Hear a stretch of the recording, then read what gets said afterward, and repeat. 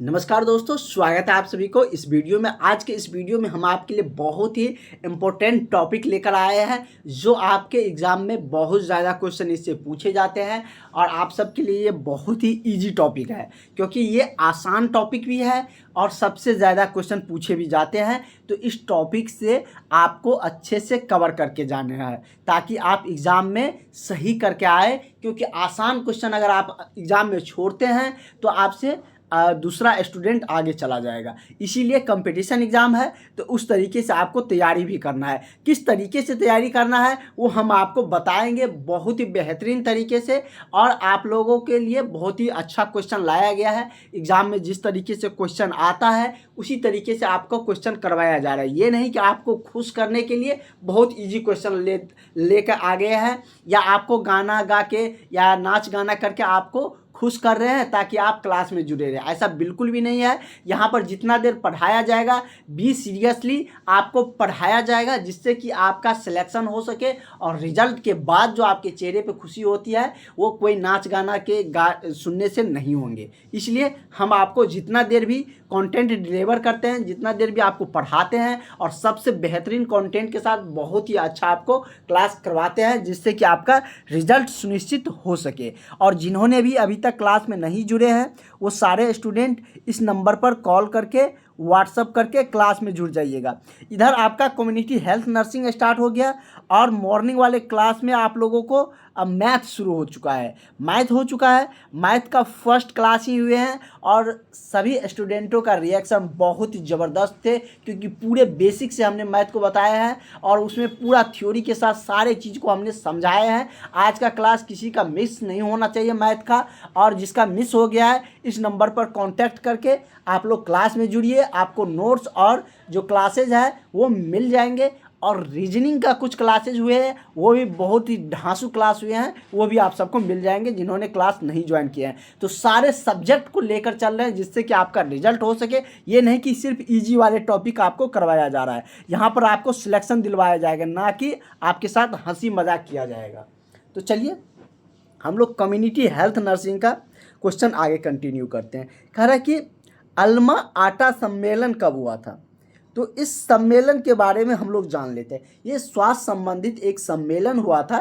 जिस तरीके से सम्मेलन होते रहते हैं ना, विश्व स्तर पर, देश स्तर पर, राज्य स्तर पर करते हैं, तो उसी तरीके से ये अल्मा आटा सम्मेलन हुआ था। अब ये जान लेते हैं हम लोग कि ये सम्मेलन किस स्तर पर हुआ था, क्या हमारे देश में हुआ था या इंटरनेशनल लेवल पर हुआ था, विश्व लेवल पर हुआ था। इसके बारे में हम लोग पूरी डिटेल्स में समझते हैं, उसके बाद आपको खुद ब खुद आंसर मिल जाएगा।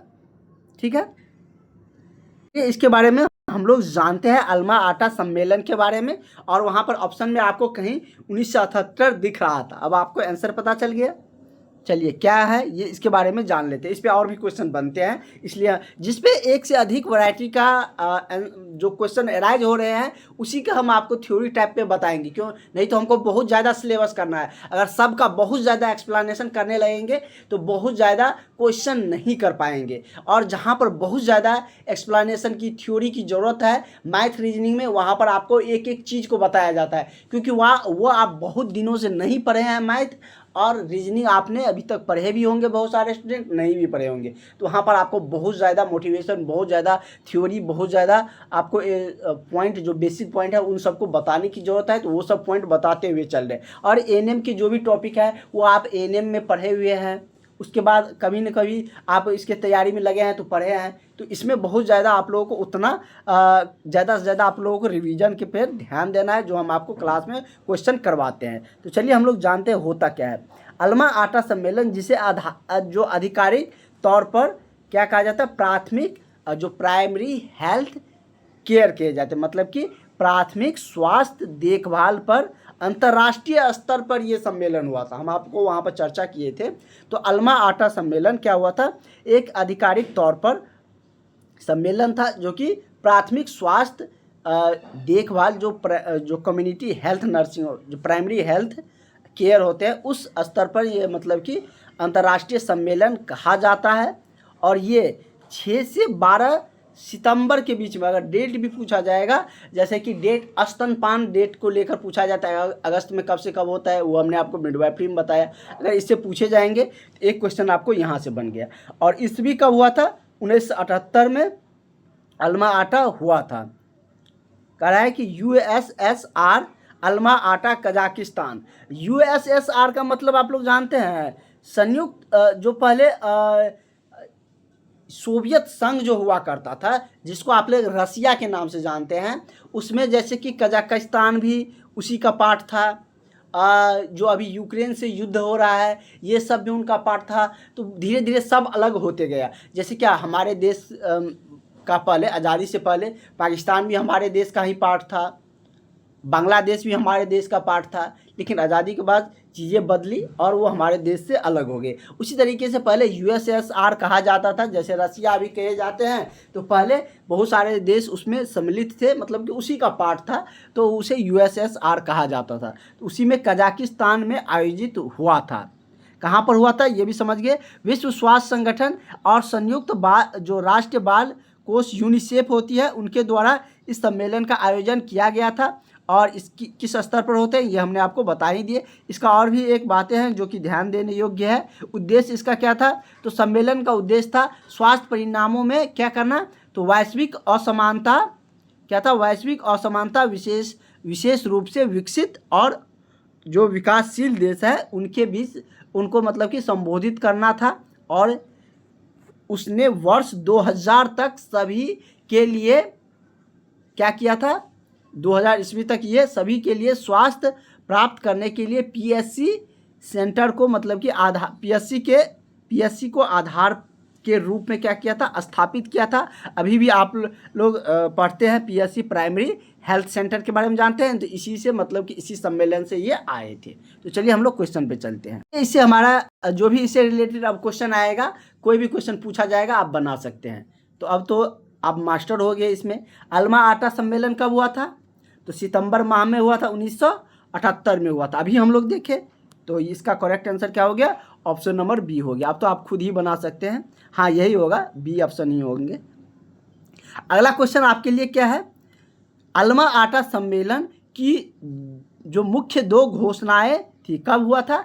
तो स्वास्थ्य सबके लिए, वहाँ पर हम लोग देखे थे जो उद्देश्य वाला थ्योरी वाला पॉइंट था, वहाँ पे थे 2000 ईस्वी में। तो इसका क्या हो जाएगा? मतलब कि स्वास्थ्य सबके लिए पूरे विश्व स्तर पे थे। जो विकासशील देश है या विकसितशील है देश है, चाहे विकासशील कह लीजिए या विकसित कह लीजिए, उसकी स्वास्थ्य सबके लिए हो, मतलब कि 2000 AD मतलब ईस्वी में ये हुए थे घोषणाएं। ठीक है। और आयोजन कब किया गया था? तो 1978 में इसका सम्मेलन हुआ था। कहाँ पर हुआ था? तो USSR कजाकिस्तान में हुआ था। कोई भी दिक्कत, अब आपको इससे रिलेटेड किसी भी तरीके से क्वेश्चन पूछे जाएंगे तो जो भी हमारे स्टूडेंट हैं उनको कभी दिक्कत नहीं आएंगे। चलिए, ये बहुत ही आसान क्वेश्चन है, आंसर करिए आप लोग भी। कह रहा है कि हेल्थ केयर डिलीवरी सिस्टम के तहत प्राथमिक स्वास्थ्य केंद्र और जो प्राइमरी हेल्थ सेंटर होते हैं उसमें, जिस प्राइमरी मतलब क्या? प्राथमिक, हेल्थ मतलब स्वास्थ्य, और केंद्र मतलब सेंटर, इंग्लिश में सेंटर। जैसे कि इसके जगह पर क्या लिखेगा? PHC, यही ना होता है प्राइमरी हेल्थ सेंटर। P से प्राइमरी क्या होता है? PRAMARY, प्राइमरी, S से HEALTH, हेल्थ, C से सेंटर। तो यही है, PSC लिखा रहे तो आप लोग कंफ्यूज मत करिएगा। प्राइमरी हेल्थ सेंटर, हिंदी में उसको प्राथमिक स्वास्थ्य केंद्र कहते हैं। वह उसके बाद कह रहे हैं कि उपकेंद्र किस सेक्टर के अंतर्गत आते हैं? पब्लिक सेक्टर, प्राइवेट सेक्टर या स्वदेशी सेक्टर, या इनमें से सभी? तो सभी तो होंगे नहीं, कोई एक में ही आएगा, या तो पब्लिक आएगा, प्राइवेट आएगा, या स्वदेशी सेक्टर में आएंगे। तो आप समझ सकते हैं कि जब अंतर्राष्ट्रीय लेवल पर जो हुआ था, सम्मेलन हुआ था, तो उसको प्राइवेटाइजेशन कैसे करेंगे? तो वो मतलब कि एक पब्लिक सेक्टर है, सरकार के द्वारा ही संचालन होते हैं और ये सभी के लिए अवेलेबल होता है। PSC सेंटर में आप भी जा सकते हैं, कोई भी जा सकता है, चाहे वो आपके रिलेशन का वहाँ पे कोई है या नहीं है, फिर भी आप वहाँ पे जा सकते हैं। अपना चेकअप, सारी चीज़ें, वहाँ की जो सुविधाएं हैं वो उसका लाभ ले सकते हैं। तो इसका करेक्ट आंसर क्या हो जाएगा? ऑप्शन नंबर ए हो जाएगा। इस टॉपिक में आप लोग क्वेश्चन के पढ़ के खुद से भी आंसर करने का प्रयास करिए। खुद से भी आंसर आप लोग इस टॉपिक के क्वेश्चन को दे सकते हैं, उतना आप लोग कैपेबल है। बहुत बार आप लोगों ने कम्युनिटी हेल्थ नर्सिंग पढ़े हैं, तो आप लोग ये कर सकते हैं। जो पहली बार पढ़ रहे हैं उसके लिए भी हम इतने आसान में समझाएंगे कि आपको कोई दिक्कत नहीं होंगे। और ये रिलेटेड है, मतलब कि कम्युनिटी मतलब स्वास्थ्य संबंधित जो भी प्राइमरी हेल्थ सेंटर से रिलेटेड है। तो ये आप लोग जैसे कि यही क्वेश्चन देख लीजिए, कह रहे कि गृह भेंट का मतलब क्या होता है। आप लोग जब ड्यूटी आवर में होंगे तो बहुत सारे कॉलेज कम्युनिटी में भेजते भी थे कि जाइए आप इस कम्युनिटी में, यहाँ पर उस गांव या वहाँ पे जाके स्वास्थ्य संबंधित चीज़ों को पता करके सारा जो चीज़ है वो जानकारियाँ लेकर आइए। उसका मतलब कि आप लोगों को जो कह सकते हैं कि भेजा जाता था कॉलेज के तरफ से भी, आप लोग उसमें जाते भी थे। उसी से रिलेटेड है, क्या कर रहा है कि गृह भेंट का मतलब है, गृह भेंट में क्या करते हैं। पहला ऑप्शन है कि घर जाकर स्वास्थ्य समस्याओं का पता लगाते हैं, और क्या करते हैं तो और कह रहा है एवं निदान करना, मतलब कि घर घर जाकर स्वास्थ्य समस्याओं का पता लगाना एवं उसका निदान करना, या घर जाकर गांव की पहचान करना, या गांव के मुखिया से मिलना। ये तो उद्देश्य आप लोगों का होता नहीं है, जो कि मतलब कि आप जाके मुखिया सरपंच से मिलिएगा, ये तो आपका काम है नहीं। आपका काम वही है कि आप जाइएगा तो स्वास्थ्य संबंधित चीज़ों का पता लगाइएगा, उसका निदान करिएगा, उपचार करिएगा। तो वही कह रहा है कि गृह भेंट का साफ साफ मतलब होता है कि घर घर जाकर स्वास्थ्य समस्याओं का पता लगाना एवं उसका निदान करना। तो करेक्ट आंसर आपका ऑप्शन नंबर ए हो जाएगा। चलिए ये क्वेश्चन आप लोग करिए, क्या होगा इसका आंसर, कर सकते हैं, बहुत ही आसान है, टफ तो बिल्कुल भी नहीं है। सामुदायिक कार्यों के लिए इस टॉपिक से आपको इजी टाइप का ही क्वेश्चन देखने को मिलेंगे, और आप लोगों का सिलेक्शन के लिए बहुत इंपॉर्टेंट रखता है ये टॉपिक, क्योंकि इजी टॉपिक को आपको अच्छे से करके जाना। हम आपको बार बार जो भी टॉपिक स्टार्ट करेंगे उसमें हम बताते चलेंगे कि ये टॉपिक आपके लिए कितना इम्पोर्टेंट है। इम्पोर्टेंट कहने का मतलब ये है कि किस टॉपिक से कितना ज़्यादा क्वेश्चन आता है। जो टॉपिक से ज़्यादा क्वेश्चन आता है वही ज़्यादा इम्पोर्टेंट हुए, तो वही हम आपको बताते हुए चलेंगे। तो ये अगर किसी टॉपिक से ज़्यादा क्वेश्चन आता है मिडवाइफरी के बाद, तो इस टॉपिक से आता है। मिडवाइफरी से अच्छे खासे क्वेश्चन रहते हैं, और इसका भी उसी के लमसम में क्वेश्चन पूछे जाते हैं। तो ये टॉपिक आपको मिडवाइफरी से तो आसान लग ही रहे होंगे। तो इस टॉपिक के जो भी क्लासेज आप लोगों को करवाया जाता है बिल्कुल अच्छे से करिए। जो भी आपका फ्रेंड है आपके सर्किल में उसे भी क्लास ज्वाइन करने के लिए बोलिए। बहुत सारे स्टूडेंटों ने क्लास ज्वाइन कर लिया है, लगभग 1500 से 2000 स्टूडेंट मैथ का क्लासेज कर रहे हैं जो आज ही स्टार्ट हुए हैं। तो जिन्होंने भी अभी तक नहीं ज्वाइन किए हैं, अगर आपको रिजल्ट चाहिए, इतने सारे स्टूडेंट क्लास ज्वाइन कर रहे हैं, तो आप लोग भी इस नंबर पर कांटेक्ट करके 70 50 87 29 96 कॉल करके व्हाट्सअप करके आप लोग क्लास ले सकते हैं। उसमें फ़ी भी बहुत ज़्यादा नहीं है, बहुत कम, सबसे कम फ़ी में आपको सबसे बढ़िया कंटेंट सबसे अच्छा से पढ़ा रहे हैं, ताकि आप लोग का रिजल्ट हो सके और आप लोगों को ऐसा भी न लगे कि सर हमसे बहुत पैसा ले लिया। रिजल्ट हो जाएंगे तो उसके बाद आप लोग गिफ्ट के तौर पे कुछ ना कुछ तो मिलेंगे ही, कि सर आपसे पढ़े थे, तो चाहे मिठाई आप लेके आइए चाहे कुछ और लेके आइए, जनरली मिठाई तो मिल ही जाते हैं। अगला क्या है कि सामुदायिक कार्यों के लिए नेता का चयन कैसे करें। जो समुदाय स्तर पर किसी कम्युनिटी के लिए वर्क करेंगे, तो समुदाय स्तर के कार्यों के लिए अगर नेता का चयन करना रहे तो किस तरीके से, किस तौर तरीके, अभी तो बिहार में इलेक्शन का भी समय है, तो किस आधार पर स्वास्थ्य संबंधी चीज़ों को ध्यान में रखकर अगर वोटिंग करना हो, नेता को चुनना हो, तो किस आधार पर करिएगा। ये आपसे पूछने का क्वेश्चन का मतलब है। क्वेश्चन क्या पूछ रहा है उस चीज़ को भी समझने का प्रयास करिए, तब आप जाकर कंपटीशन एग्ज़ाम के क्वालिफाई करने के योग्य बनेंगे। और हम आपको वो सारे तरीका बताएंगे, ना कि हम आपको नाच गाना करके सिखाएंगे कि ऐसे ऐसे होता है, ठीक है। भले आपको मन लगे या ना लगे, इसलिए बहुत लंबा क्लास नहीं कराते हैं कि बहुत ज़्यादा आपको बर्डन लगे। यहाँ पर जितना देर क्लासेज होते हैं बहुत ही अच्छे क्वेश्चन करवाए जाते हैं, और उतना देर क्लास में क्वेश्चन ही और उसी के रिगार्डिंग बातें होती है।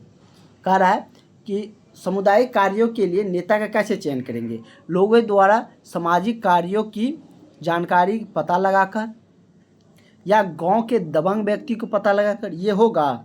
बिल्कुल भी नहीं होगा। क्या जो दबंग व्यक्ति है उसको हम चुनेंगे कि समाज जो सामुदायिक कार्य है उसको करने के लिए? ऐसा तो बिल्कुल भी नहीं है। दूसरा है कि गांव के अमीर व्यक्ति को पता लगाइए और उसको मतलब कि नेता के तौर पे चुनेंगे? नहीं है, ऐसा भी नहीं है। अगर आप सामुदायिक कार्य के लिए गए हैं तो उसमें अगर नेता का चयन करना है, वहाँ पर आपको किसी नेता टाइप मतलब कि उसको मतलब कि चयन करना है, पकड़ना है, जिससे कि आप पूरे उस कम्युनिटी में सारी चीज़ों का पता लगा सके। तो किस तरीके पे, किस आधार पर करिएगा? तो लोगों द्वारा सामाजिक कार्यों की जानकारी का पता लगा कर कि मतलब कौन सामाजिक कार्य की मतलब कि जानकारी रखता है, कौन इसमें मतलब कि संलिप्त रहता है, कार्य करते हैं, तो उस आधार पर आप करिएगा मतलब कि सामुदायिक कार्य के लिए नेता का चयन। क्योंकि आप लोग किसी कम्युनिटी में भेजा जाता है तो वहाँ पर आप पूरे गांव में अगर करना है तो किसी से तो सहायता लेनी पड़ेगी, किसी ऐसे व्यक्ति को चयन तो करना पड़ेगा। नेक्स्ट क्वेश्चन क्या है वो भी हम आपको समझाते हुए चलते हैं। कह रहा है कि सामुदायिक क्षेत्र में कार्य के लिए बेहतर संपर्क कौन सा माना जाता है?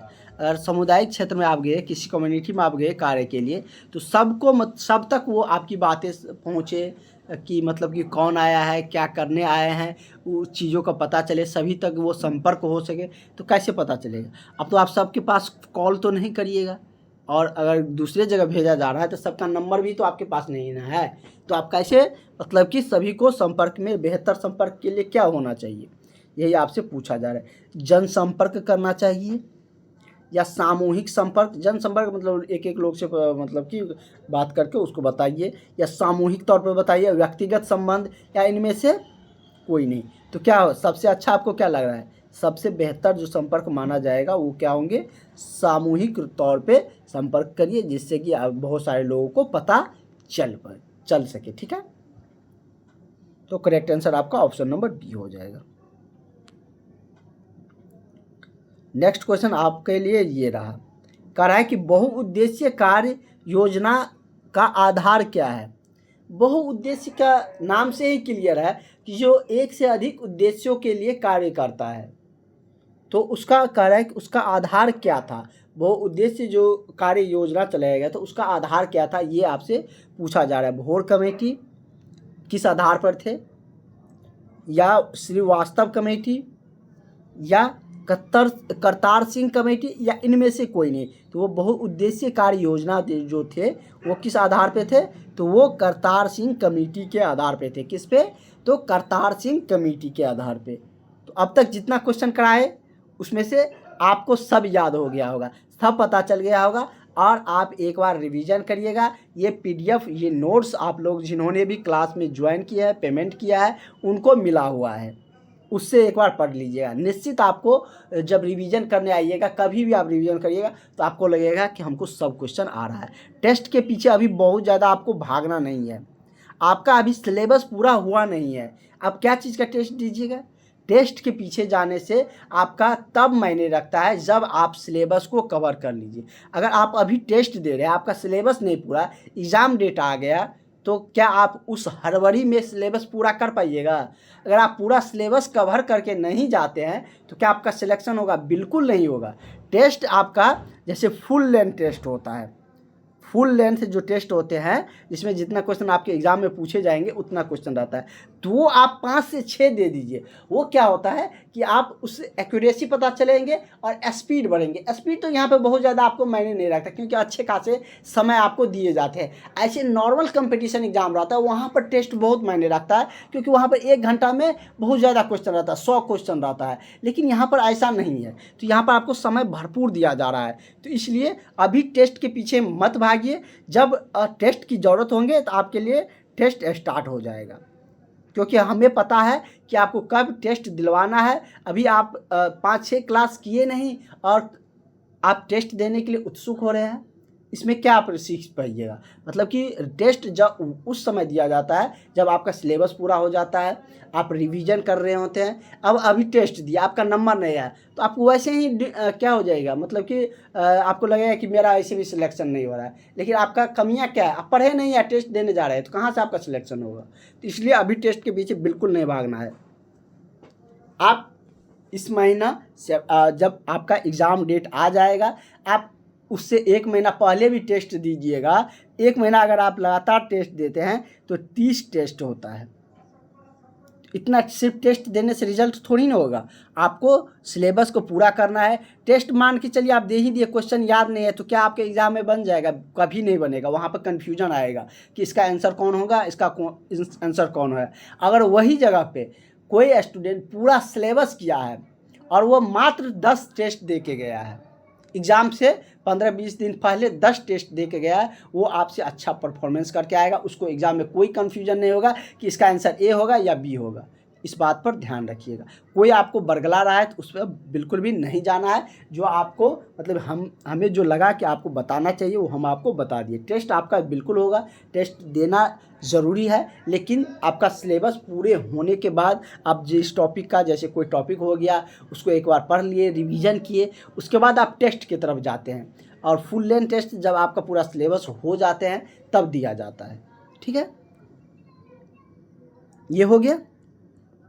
आप लोग बहुत पूछ रहे थे, हम बीच में एक टेस्ट लिए भी थे, लेकिन उससे कोई फ़ायदा है नहीं। टेस्ट से अभी टेस्ट देने से कोई फ़ायदा नहीं है। जब टेस्ट का समय आएगा तो आप लोगों का टेस्ट स्टार्ट हो जाएगा, ऑटोमेटिक आपका टेस्ट चलने लगेगा। अभी आपका कुछ क्लास ही हुए हैं, टेस्ट आपका मतलब कि क्या आप लोग भी हद करते हैं। कह रहे हैं कि राष्ट्रीय परिवार नियोजन कार्यक्रम कब शुरू हुआ था। राष्ट्रीय जो परिवार नियोजन कार्यक्रम होता है, इसका नाम भी बदला गया है, वो भी क्वेश्चन आपको आगे देखने को मिलेंगे। तो ये कब शुरू किया गया था, तो 1952 में शुरू किया गया था। परिवार नियोजन कार्यक्रम आप लोग जानते हैं, और हम दो और हमारे दो के नारे तो आप लोग जानते ही हैं। तो परिवार नियोजन कार्यक्रम कब आया था, तो 1952 में आया था। तो करेक्ट आंसर आपका क्या हो जाएगा, ऑप्शन नंबर आपका बी सही हो जाएगा। WHO, देखिए अब हम ये क्वेश्चन करवा के आगे भी जा सकते हैं, लेकिन यहाँ पर हम बहुत चीज़ आपको बताएंगे, वो ट्रिक भी बताएंगे कि आप एग्ज़ाम में भूलिएगा कि नहीं कि इसका स्थापना कब हुआ था, ऐसे कहीं पर नहीं बताया जाएगा। देखिए कह रहा है कि WHO की स्थापना कब हुई थी। WHO क्या होता है, वर्ल्ड हेल्थ। लिख के बताने पर न ज़्यादा समझ में आता है। वही सारे चीज़ को टाइप कर देंगे तो आपको फिर सिर्फ तोता की तरह पढ़ते जाएंगे, बताते जाएंगे ये लिखा हुआ है, ये लिखा हुआ है, आप पढ़ते जाइएगा। उससे मतलब कि तैयारी बेहतर नहीं होंगे। जिस तरीके से आपका तैयारी बेहतर होंगे वो सारे चीज़ आपके लिए किए जाएंगे। भले थोड़ा इसमें लिखने में, बोलने में ज़्यादा मेहनत लगती है, लेकिन आप लोगों के रिजल्ट के लिए किया जाएगा। क्या है, WORLD, world health organisation, organisation, world health organisation. इसका क्या होता है हिंदी मीनिंग, विश्व स्वास्थ्य संगठन। इसकी स्थापना हमारे देश के आज़ादी से 1 साल पहले हो गया था। हमारे देश का आज़ादी कब हुआ था, 1947 में। अब ये आप भूल सकते हैं कि कब मतलब कि WHO की स्थापना हुआ था, लेकिन हम जो अभी एक बात बताए आपको कि हमारे देश के आज़ादी से पहले हुआ था, तो ये आप एग्ज़ाम हॉल में भी कहीं पर भी नहीं भूलिएगा। हमारे देश का आज़ादी कब हुआ था ये तो सबको पता है, 1947 में हुआ था। तो उससे पहले ही WHO की स्थापना हो चुकी थी, वर्ल्ड हेल्थ ऑर्गेनाइजेशन की। मतलब कि स्वास्थ्य लेवल पर ये विश्व लेवल पर ये स्वास्थ्य की देखभाल करते हैं। जहाँ बहुत सारे देशों में जैसे अफ्रीकन देशों में बहुत सारा स्वास्थ्य की समस्या आते रहते हैं, तो उन सब पे ये मतलब कि अपना ज़्यादा कंट्रीब्यूशन देते हैं। और हाल ही में अमेरिका इसका सदस्य था, लेकिन बाहर हो चुका है। किसी न किसी शिफ्ट में आपको पूछा जाएगा कि निम्नलिखित में से कौन सा देश WHO से बाहर हो चुका है, तो कौन हुआ है, अमेरिका हुआ है। तो इसकी स्थापना 1946 में हुआ है। WHO का मुख्यालय कहाँ पर है, तो जिनेवा में। कहाँ पे है, जिनेवा। ठीक है, वर्ल्ड हेल्थ मतलब कि जैसे कि किसी भी देश में जैसे कोरोना समय में जो भी गाइडलाइंस आप लोगों को देखने को मिलते थे, इसके तरफ से जारी किया जाता था, यही WHO की तरफ से। जो वैक्सीन सब जो बन रहे थे, वैक्सीन सब जो आप सब लिए हैं, वो सब वैक्सीन का अप्रूवल कौन देता है? तो WHO के द्वारा अप्रूवल भी दिए जाते हैं। तो यही सब इसका कार्य है, ठीक है। पूरे विश्व स्तर पर ये कार्य करता है और सभी देश में भी इसका अलग अलग मुख्यालय भी है। जैसे कि हमारे देश में भी है मुख्यालय, तो वो मतलब कि जो मेन मुख्यालय है वहाँ पर क्या करेंगे, कोई चीज़ को अगर अप्रूवल लेना है, कोई चीज़ समस्या के बारे में बताना है, या कोई बीमारी हमारे देश में उन्मूलन हो समाप्त हो गया है, उसको जानकारी देंगे तो WHO उस देश को क्या करता है, उस बीमारी से मुक्त घोषित कर देता है। या जहाँ पर ज़्यादा चीज़ों की ज़रूरत है, जैसे किसी देश में पोलियो की डोज की ज़्यादा ज़रूरत है, इस तरीके से भी उस पर भी WHO बहुत सारा सहयोग करते हैं। यूनिसेफ का मुख्यालय कहाँ है? तो यूनिसेफ का मुख्यालय कहाँ है? न्यूयॉर्क में। न्यूयॉर्क कहाँ है? तो USA में। USA मतलब संयुक्त राष्ट्र अमेरिका। अमेरिका में न्यूयॉर्क है। न्यूयॉर्क सिटी बहुत ही डेवलप सिटी है, बहुत बड़ा सिटी है, वर्ल्ड स्तर पे है, बढ़िया सिटी है न्यूयॉर्क। तो न्यूयॉर्क में यूनिसेफ का, ये भी यूनिसेफ भी क्या है, एक स्वास्थ्य संबंधित संस्थान है, जो कि न्यूयॉर्क में इसका मुख्यालय है। आज तो बहुत समय हम लोगों का थ्योरी में निकल गया, कह रहा है कि लेकिन आप लग रहा है कि अभी हम 11 क्वेश्चन किए हैं, लेकिन इतना क्वेश्चन बता दिया है कि कोई भी क्वेश्चन आपसे पूछा जाएगा तो आप उससे रिगार्डिंग बता सकते हैं, इतना एक्सप्लेन करके बताए हैं। कह रहा है कि PSC की स्थापना कितनी आबादी पर होता है? PSC का मतलब हमने आपको बता दिया अभी, प्राइमरी हेल्थ सेंटर, प्राथमिक स्वास्थ्य केंद्र। ये कितने आबादी पर बनाए जाते हैं? तो ये आपको बनाए जाते हैं 20 से 30 हज़ार की आबादी पर। कितना पर बनाया जाता है? तो 20 से 30 हज़ार, जिस भी गांव कह सकते हैं, जिस भी ब्लॉक या जितने भी दूरी में अगर ये पुर जाएंगे इतनी आबादी, तो वहाँ पर एक क्या बनेंगे, PSC सेंटर बनेंगे। बहुत सारा PSC सेंटर है, अभी आपके राज्य में है, वहाँ पर आप लोगों का सीट बहुत खाली है, इसलिए आप लोगों की इतनी बहालियाँ धड़ाधड़ आ रही है। हाल ही में 2022 से बहाली आ ही रहे हैं। आप लोग का लग रहा होगा कि हमें जॉब नहीं मिला, तो जो पढ़ा है उसको तो जॉब मिला है। एक बार 8853-22 में आया था, 10,709 बहाली BTSC दिया है, और फिर 5,006 बहाली आया है। देखिए कितनी बहाली आपको दिया, फिर आने वाला है। अगर ये बहाली समाप्त होंगे, ये बहाली के सारा प्रोसेस हो जाएंगे, तो फिर आएंगे। तो जो पढ़ रहा है उसको तो नौकरी मिल रहा है। तो अगर आपने नहीं पढ़े होंगे, अच्छा से नहीं पढ़े होंगे, या गलत जगह से क्लास लिए होंगे, इसलिए आपका सिलेक्शन नहीं हुआ होगा। अगर इस बार सही जगह आए हैं तो आपको सिलेक्शन होगा। आंगनवाड़ी कार्यकर्ता को लेकर है, कह रहा है कि आंगनवाड़ी कार्यकर्ता, आज के क्लास में आप लोगों को देखने में कोई दिक्कत नहीं आ रहे होंगे। इसका साइज बड़ा किया गया, जो भी टाइपिंग का साइज था वो बड़ा हो गया, अब किसी को कोई दिक्कत नहीं आ रहे होंगे। कह रहा है कि आंगनवाड़ी कार्यकर्ता और आशा कितनी आबादी पर बनाए जाते थे? इसका आंसर करिए आप लोग, क्या होंगे? तो क्या होंगे? हाँ बिल्कुल सही बोले, 1,000 होंगे। आंगनवाड़ी कार्यकर्ता और आशा कितनी आबादी पर बनाए जाते हैं? तो ये 1,000 की आबादी पर बनाए जाते हैं, ठीक है। तो कितनी आबादी पर बनता है? तो ये 1,000 की मतलब कि जब जिस भी गांव में या 1 या 2 गांव मिलाकर या 3 गांव मिलाकर 1,000 आबादी पुर जाते हैं, तो वहाँ पर एक आशा कर्मी, जो आंगनवाड़ी कार्यकर्ता और आशा कर्मी की नियुक्ति होती है, बनाए जाते हैं। हाल ही में आशा कर्मियों को वेतन बढ़ाया गया है, अब सबको पता है कि इसका जो वेतन मिल रहा था उसको अब बढ़ा दिया गया है, अनाउंसमेंट कर दिया गया है बिहार सरकार की तरफ से। अगर आप लोगों का अभी वेतन, मूल वेतन 15,000 दिखा रहा है, तो ये मत सोचिएगा कि हमारा वेतन इतने रह जाएगा, ठीक है। तो मतलब कि इतने नहीं रहेगा, आप लोगों का वेतन बढ़ेगा भी, ठीक है, 15,000 से भी बढ़ेगा, ठीक है। तो जैसे जैसे आप वर्क करिएगा वैसे वैसे आपका वेतन बढ़ते जाएंगे, समझ गए आप। PSC सेंटर कितने पर बनता है? तो PSC सेंटर आपको 20 से 30 हज़ार पर, एक आंगनवाड़ी और कार्यकर्ता कितने पर? 1,000 पर बनते हैं। सारे एक जगह क्वेश्चन है ताकि आपको कन्फ्यूजन ना हो। कहाँ कितने नंबर क्वेश्चन था? 11 12 यहाँ पे है ना, 12 तो हो गया ना, 13 हो। क्वेश्चन नंबर 13 क्या कह रहा है?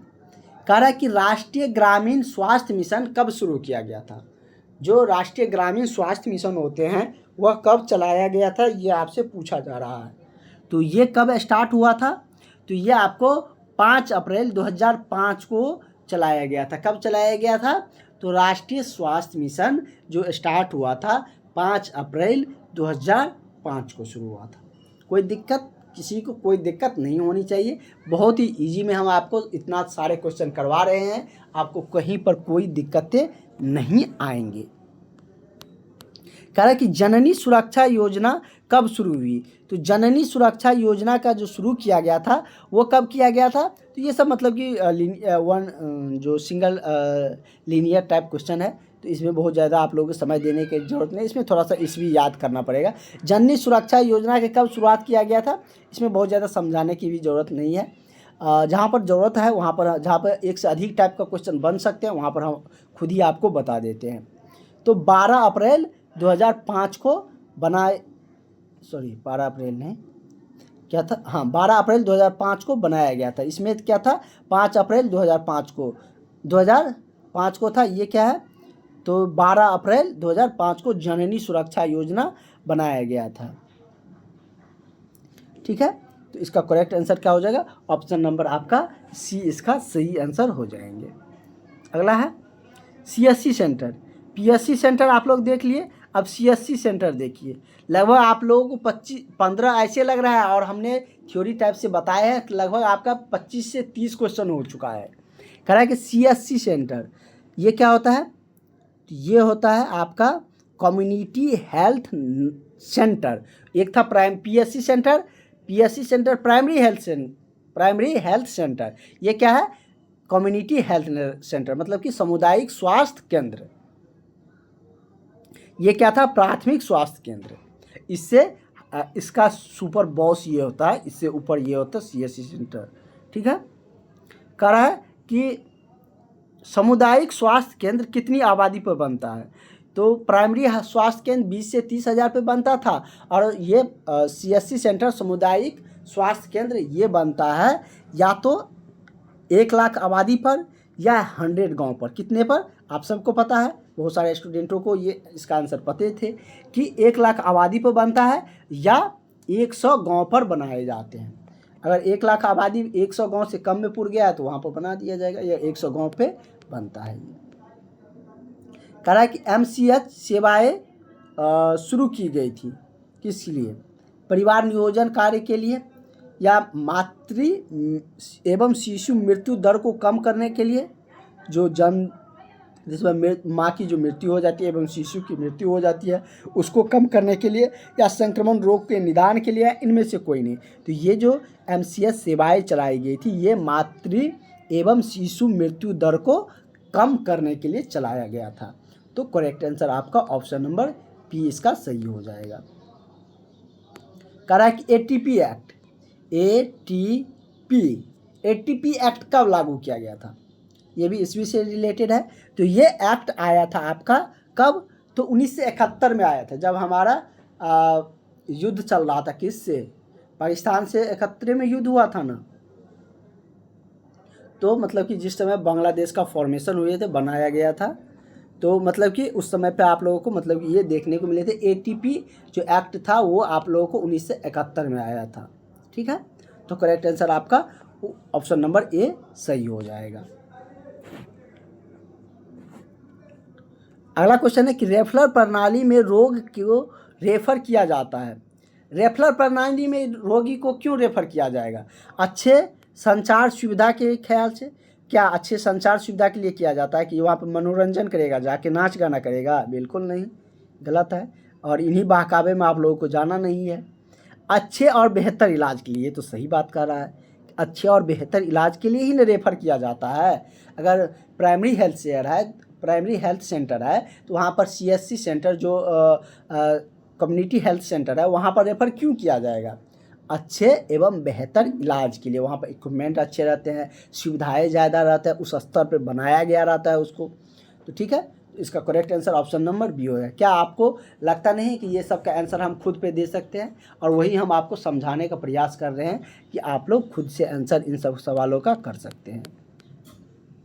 अगला आपका क्वेश्चन क्या है, कह रहे कि स्वास्थ्य दल का मार्गदर्शक जो पीएचसी सेंटर है, सीएससी नहीं यहाँ पर है PHC centre, primary health centre, जो प्राथमिक स्वास्थ्य केंद्र है, उसके स्तर पर कौन करता है, उसका देखभाल निरीक्षण करने कौन आता है। मतलब कहते हैं ना कि गांव में कि इस स्कूल को चेकिंग करने के लिए आया था, इस हॉस्पिटल को चेकिंग करने के लिए आया था, तो वो प्राइमरी हेल्थ सेंटर जो होता है उसको मतलब कि स्वास्थ्य दल का कौन सा मार्गदर्शक के अंतर्गत किस स्तर पर वो होता है, बीडीओ के अंतर्गत ही आता है, या बीडीओ स्तर पर, या जो प्रभारी चिकित्सा पदाधिकारी होते हैं उस पर, या LHPV या अंचलाधिकारी, तो कौन आते हैं, किस स्तर पर ये होता है, तो ये आपका होता है चिकित्सा संबंधित है तो यही आएंगे ना, प्रभारी जो चिकित्सा पदाधिकारी होंगे उसके स्तर पर होता है, तो नाम से ही क्लियर है। अगला क्वेश्चन है कि महिला स्वास्थ्य कार्यकर्ता का 2 नैदानिक आचरण क्या होना चाहिए। अब आप लोगों के आचरण को लेकर बातें आ गया है। आचरण मतलब आप लोगों का क्या नैतिक मतलब जो नैतिक आचरण कर रहा है, नैतिक आचरण होनी चाहिए, आपका क्या कर्तव्य होना चाहिए। अगर आप ड्यूटी पे जाते हैं तो क्या आप ड्यूटी पे जाइएगा तो भेदभाव नहीं करेंगे किसी के साथ कि ये मेरा मामा फुफेरा का रिलेशन का है तो इसको हम मतलब कि ज़्यादा अच्छे से ट्रीटमेंट करेंगे, इसको पहले करेंगे, कोई अगर बिना जान पहचान वाले हैं तो उसके साथ भेदभाव करेंगे, ऐसा बिल्कुल नहीं करना है। वही आपसे पूछा जा रहा है कि महिला स्वास्थ्य कार्यकर्ता का 2 जो नैदानिक आचरण है वो बताइए आप क्या होता है। कि गाँव के बड़े लोगों को ठीक से देखना, क्या ये आप लोगों का नैतिक आचरण है? बिल्कुल नहीं। अपने निकट व्यक्ति को देखना पहले या उसको ज़्यादा तवज्जो देना, ये भी आपका नैतिक आचरण में नहीं आएंगे। तो आपका नैतिक आचरण है क्या? आपका नैतिक आचरण है कि समान भाव समान विचार से या मतलब कि विचार के बिना भेदभाव को देखना, मतलब कि समान भाव या समान विचार से भी कर सकते हैं, या आप कह सकते हैं कि उसको मतलब कि अच्छे तरीके से आप उसको देखिएगा, अपना मतलब कि समझ के जिस तरीके से आप अपने तो नहीं कर सकते हैं, लेकिन जिस तरीके से आप कोई आपका निजी अगर व्यक्ति आते हैं ट्रीटमेंट करिए उसके साथ जैसे व्यवहार करिएगा उसी तरीके से सबके साथ समान भाव रखना है। ये नहीं कि आपके कास्ट के आगे आपके धर्म के आगे तो उसके साथ अच्छे से व्यवहार करें, दूसरे का है तो दूसरे मतलब कि डिफरेंट का बिहेव करें, ऐसा बिल्कुल नहीं होना चाहिए। आप लोगों का नैतिक आचरण होना चाहिए कि समान भाव विचार से बिना भेदभाव के देखना। ठीक है, आप लोगों का बहुत ज़्यादा पेशेंट के साथ टाइम आप ही लोग व्यतीत करते हैं। ठीक है, तो जो भी स्टूडेंट क्लास में नहीं जुड़े हैं वो सारे स्टूडेंट इस नंबर पर कांटेक्ट करके कॉल करके क्लास में ज़रूर जुड़ जाइएगा। निश्चित ही आपका सिलेक्शन होगा, निश्चित ही आपको तैयारी बेहतर होंगे और आप लोगों को लगेगा कि अब हमारा सिलेक्शन हो जाएगा। इस तरीके से आप लोगों को क्लासेज करवाए जा रहे हैं। आगे का क्वेश्चन हम लोग नेक्स्ट क्लास में करेंगे। बहुत क्वेश्चन हुए हैं, आपको लग रहा है BC क्वेश्चन, लेकिन थ्योरी टाइप में जिस तरीके से हम आपको पूरी डिटेल्स में बताए, जैसे WHO के बारे में बहुत बताए, तो वहाँ पे 5-6 क्वेश्चन तो वहाँ से आपको निकल गया। उसके बाद आलमा आटा से 5-6 बहुत क्वेश्चन आपको एक मतलब क्लास में कवर होते हैं, इसलिए हम आपको इस तरीके से डिटेल में बताते हुए चलते हैं। थैंक यू, मिलते हैं नेक्स्ट क्लास में।